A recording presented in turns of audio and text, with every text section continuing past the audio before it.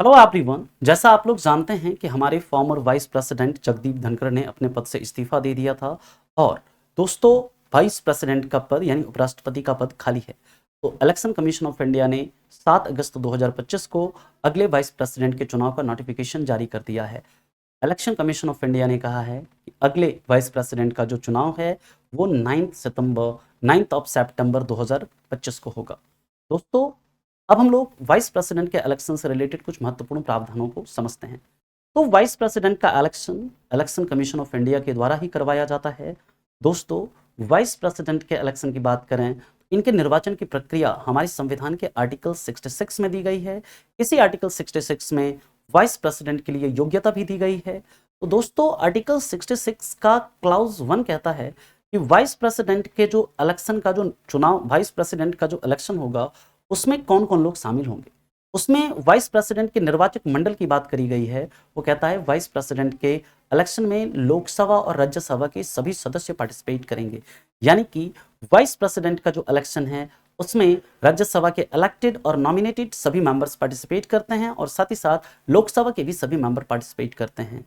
दोस्तों article 66 clause 1 में ही बताया गया है कि उपराष्ट्रपति का चुनाव कैसे होगा। तो उपराष्ट्रपति का चुनाव इनडायरेक्ट इलेक्शन के तहत होगा, proportional representation by means of single transferable vote system यानी पीआर अस्थिवी मात्र के तहत होगा और यहां पर सीक्रेट बैलेट भी होगा यानी कि गुप्त मतदान भी होगा। साथ ही साथ याद रखेंगे यहां पर पॉलिटिकल पार्टीज अपने मेंबर को व्हिप इशू नहीं कर सकते हैं, यानी कि वाइस प्रेसिडेंट के इलेक्शन में आपका एंटी डिफेक्शन लॉ लागू नहीं होता है।